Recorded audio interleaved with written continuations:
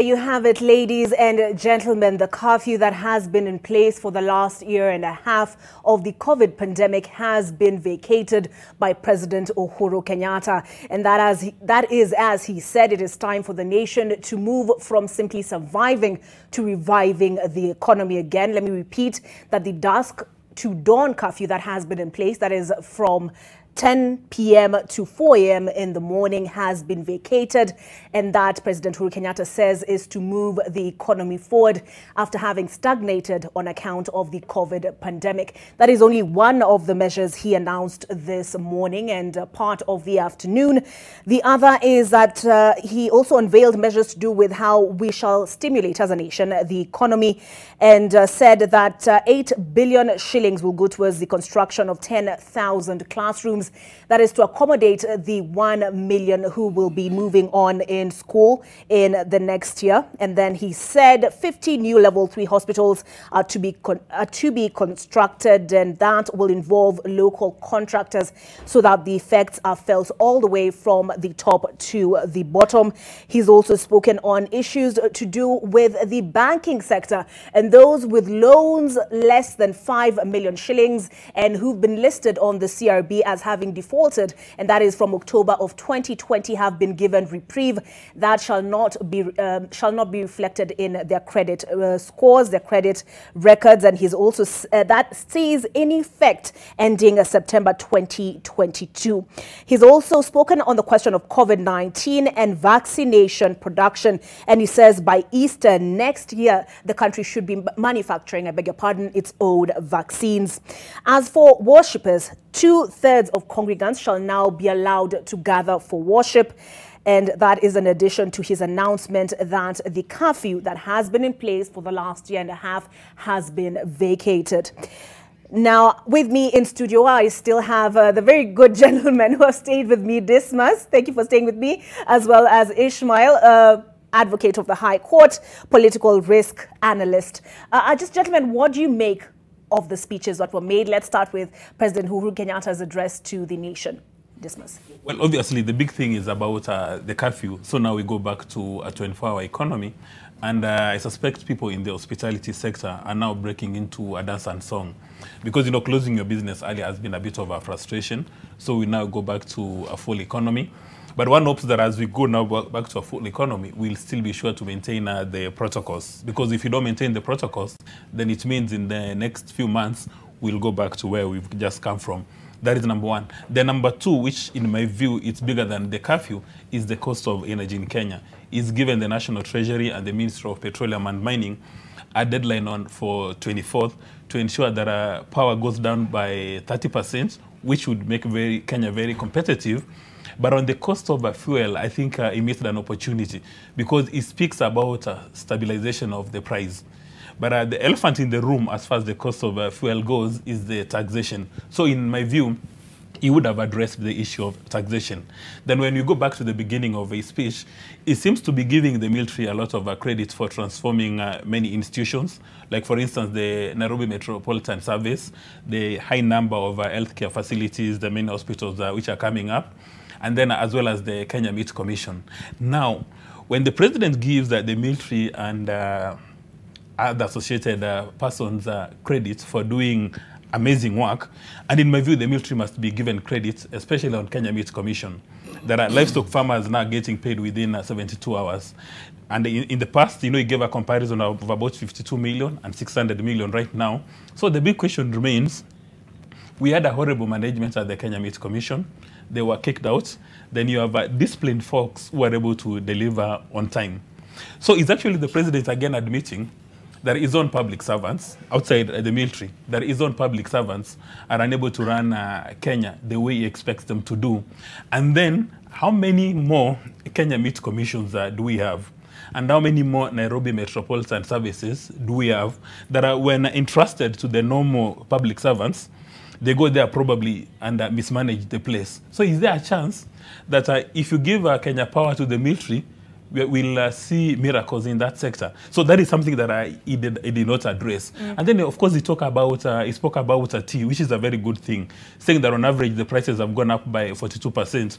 Now, coming from a tea growing region, that is very excited. So it seems to me, again, the people who are managing KTDA, this time around, they're not public servants. They're private sector organizations. Okay. So it also seems that there's been a bit of mischief.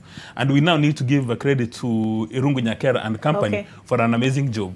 All right. Wakili, let me get your sentiments. You know, did it seem to you like he's listened to Kenyans? He's heard the issues they've had over the last year and a half?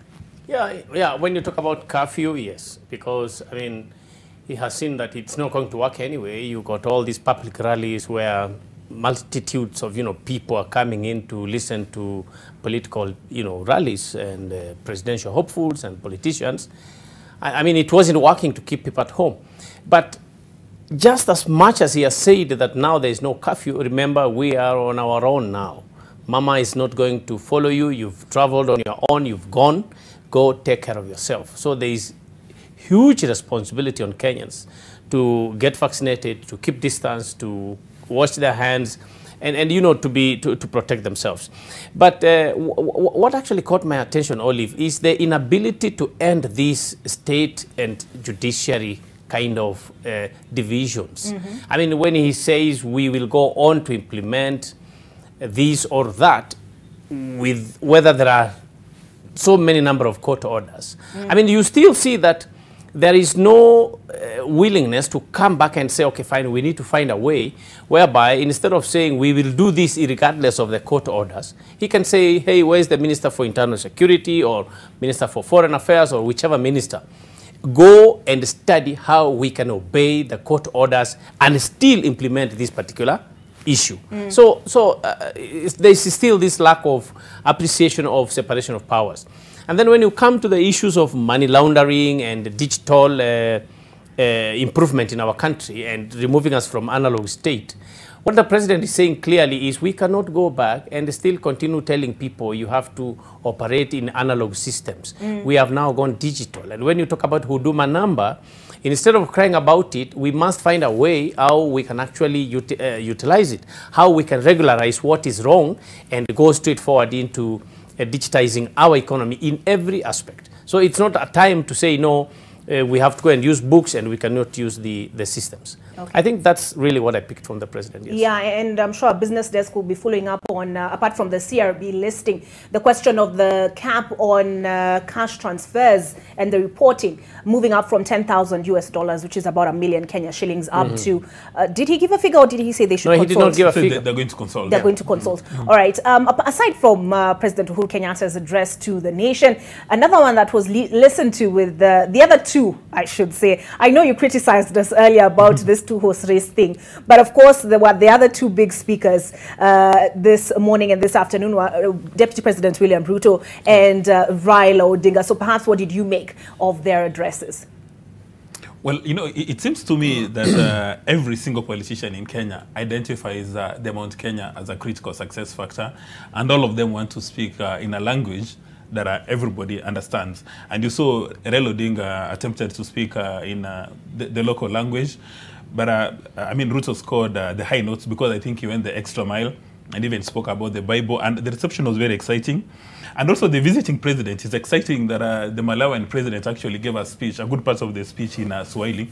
Now, the person people expected to speak in the local language, that is President Kenyatta, he did not bother. So, and is that telling? Well, a few days ago he said that he's going to crack the whip in Kenya, and because he's leaving, he doesn't care. I mean, I think he's going to be a powerful lame duck president. Whatever he's doing right now, he doesn't care whether you clap for him or whatever happens. He just wants to be sure that Kenya is on the right path.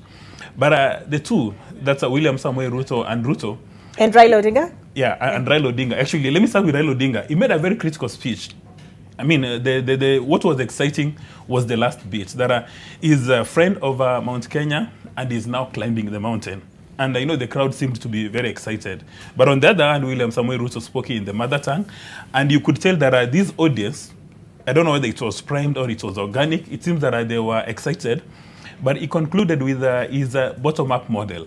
And he gave reassurances to the president that, Mr. President, do not be worried.